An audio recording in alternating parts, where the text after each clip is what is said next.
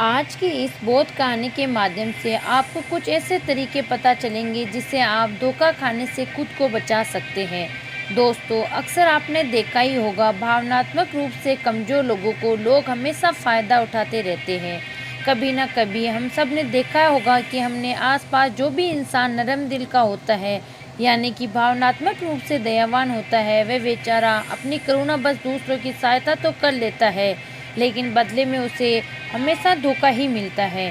दोस्तों, अब सवाल ये उठता है कि क्या एक इंसान को भावनात्मक नहीं होना चाहिए? क्या उसे दूसरों पर भरोसा नहीं करना चाहिए? दूसरों की सहायता नहीं करनी चाहिए?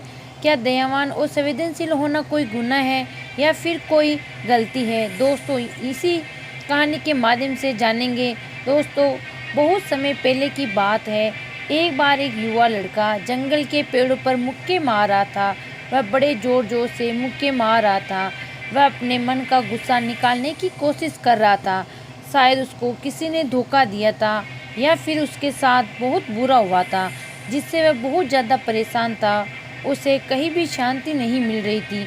वह लगातार उस पेड़ पर मुक्के मार रहा था, जिससे उसकी अंगुलियां लहू-लुहान हो चुकी थी। इस जंगल में एक शीतल पानी का झरना था। वहाँ पर एक बौद्ध भिक्षु रोज संध्या काल के समय स्नान करने आया करता था। ये उनका रोज का नियम था। आज जब वह बौद्ध भिक्षु उस रास्ते से स्नान करने के लिए उस जंगल में आए, तो उसने इस लड़के की हालत देखी। वह जोर जोर से चीख रहा था, रो रहा था और लगातार मुक्के मारे जा रहा था। उस लड़के के आसपास कोई मौजूद नहीं था। इससे उस भिक्षु को उस युवक की चिंता होने लगी। बौद्ध भिक्षु ने सोचा कि कहीं मैं इसे ऐसे ही छोड़ दूं और कहीं यह आत्महत्या कर ले। तो ऐसे विचार आने के बाद भी वह कुछ नहीं बोले और लगातार उस युवक की तरफ देखे जा रहे थे।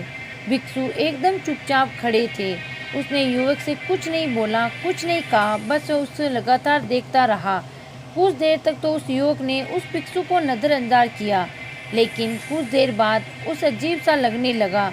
तब उसने सोचा कि ना तो ये मुझे रोक रहे हैं और ना ही कुछ कह रहे हैं, ये तो बस मुझे देखे ही जा रहे हैं। इसका क्या मतलब है? बड़ा अजीब आदमी है। ऐसे ही विचार उस लड़के के मन में उठने लगे। जब कुछ देर बाद भी वे भिक्षु कुछ नहीं बोले, तो उस लड़के ने अचानक से उससे पूछा, मान्यवर, आप अपने रास्ते क्यों नहीं चले जाते? आपको क्या मतलब खड़े हुए मुझे देख क्यों रहे हो? फिर भिक्षु ने बड़े शांत स्वर में कहा, बेटा, मैं तुम्हें रोक नहीं रहा हूँ, तुमसे कुछ कह नहीं रहा हूँ, तो मुझे तुम्हें क्या परेशानी है? मेरी ही तरह ये पेड़ पौधे, ये पक्षी, ये सब तुम्हें तो देख ही रहे हैं। जब इससे तुम्हें कोई परेशानी नहीं, तो मुझसे क्यों परेशानी है? ये सुनकर वो लड़का जोर से चीख कर बोला, मुझे सबसे परेशानी है। मैं सबसे नफरत करता हूँ। यहाँ पर सब धोखेबाज गद्दार होते हैं, कोई किसी का नहीं होता इस दुनिया में। और इसी तरह बोलते बोलते वह फूट फूट कर रोने लगा। रो ही जा रहा था और भिक्षु उसे देखे ही जा रहे थे। वह उसे चुप करने की कोशिश भी नहीं कर रहे थे।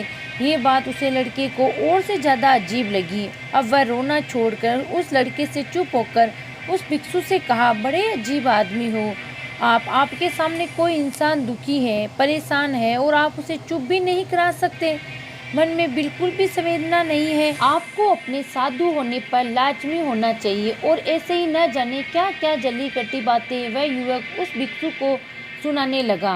कुछ देर बाद जब युवक का सारा गुस्सा निकल चुका था, तब भिक्षु ने बड़े ही शांत स्वर में कहा कि आज मैं तुम्हें कंधा दे सकता हूँ, तुम्हारे आंसू पोंछ सकता हूँ, लेकिन इससे तुम्हारी समस्या का समाधान नहीं होगा। कुछ देर के लिए तुम्हारा मन बहक जाएगा, बस उसके बाद वही जिंदगी, वही लोग जो तुम्हें आज कंधार देने के लिए भी तुम्हारे पास नहीं है, फिर से तुम इसी ज़िंदगी में लौट जाओगे।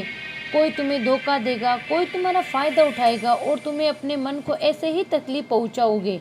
आंसू पोंछने की बजाय तुम्हें मुझसे कुछ ज्ञान की बातें लेनी चाहिए, जिससे तुम्हें जीवन में कोई भी धोखा ना दे सके, तुम्हारी अच्छाई का कोई भी फ़ायदा ना उठा सके।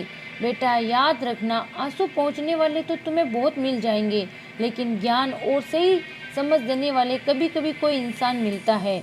भिक्षु ने उससे बताया कि मैं पास के ही झरने में स्नान करने के लिए जा रहा हूँ। वहाँ बाद में ही शीतल पानी है। अगर तुम चाहो तो तुम भी मेरे साथ चल सकते हो। यहाँ पर अकेले परेशान होने से अच्छा है कि तुम झरने के शीतल पानी में स्नान करो। जिससे तुम्हारा दिमाग, मन, मस्तिष्क और तुम्हारा शरीर सब कुछ पवित्र हो जाएगा। ये सुनकर वह लड़का उस भिक्षु के पीछे पीछे चल लिया। जंगल के बीचों बीच रास्ता झरने की तरफ जाता था। जंगल में सन्नाटा छाया हुआ था। उनके पैरों तले सूखे पत्तों की चरमरान की आवाज़ पूरे जंगल में गूंज रही थी। आज पूर्णिमा की रात थी और आसमान में चांद अपनी उजली रोशनी उस जंगल में फेंक रहा था। उस रोशनी में दोनों उस झरने की तरफ बढ़ते चले जा रहे थे। रास्ते में चलते चलते उस युवक ने उस भिक्षु से कहा, मान्यवर, आपकी ज़िंदगी मस्त है, आपको किसी चीज़ की कोई परेशानी नहीं है। क्या आपको पता है कि दुनिया में कैसे कैसे लोग बसते हैं? कितने धोखेबाज, कितने मुख्य हत्यार, और सबसे बड़ी बात, अपने लोग ही धोखा देते हैं। जिसे हम प्रेम करते हैं, जिसको हम अपना मानते, सब उनसे ही धोखा मिलता है। तो कैसा महसूस होता है? कभी कभी तो ऐसा लगता है कि भोले और दयालु लोगों के लिए ये दुनिया नहीं बनी है, ये सिर्फ धोखेबाजों के लिए है।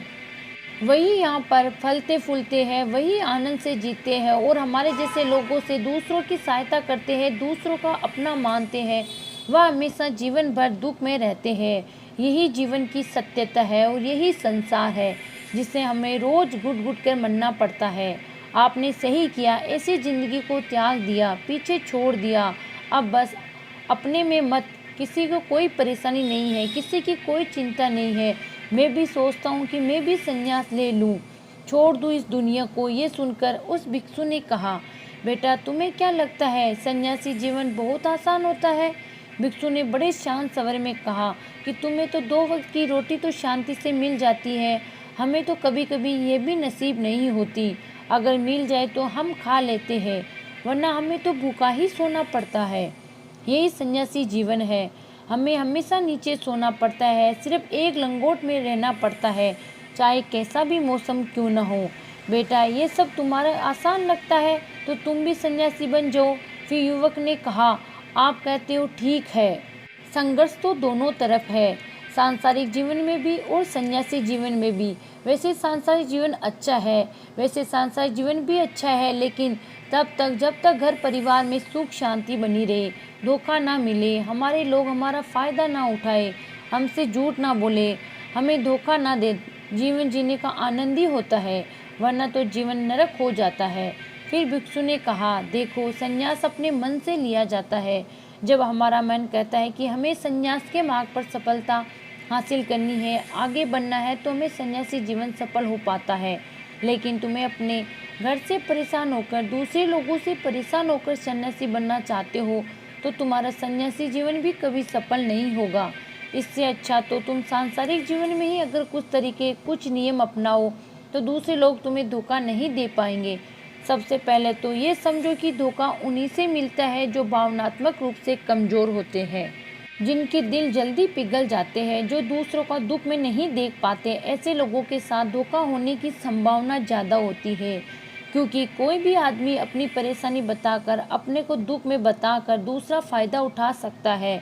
क्या पता वह झूठ बोल रहा है या वह दुखी होने का नाटक कर रहा है, लेकिन आपको तो सच ही लगेगा और इसके बाद कुछ समय बाद आपको पता चलेगा कि आपके साथ धोखा हो गया है। इसके बाद आपका मन अंदर से टूट जाता है। इसलिए सबसे पहले इस बात को ध्यान रखना कि किसी भी व्यक्ति को ये एहसास मत होने दो कि तुम भावनात्मक रूप से कमज़ोर हो, अंदर से तुम्हारा दिल नरम है।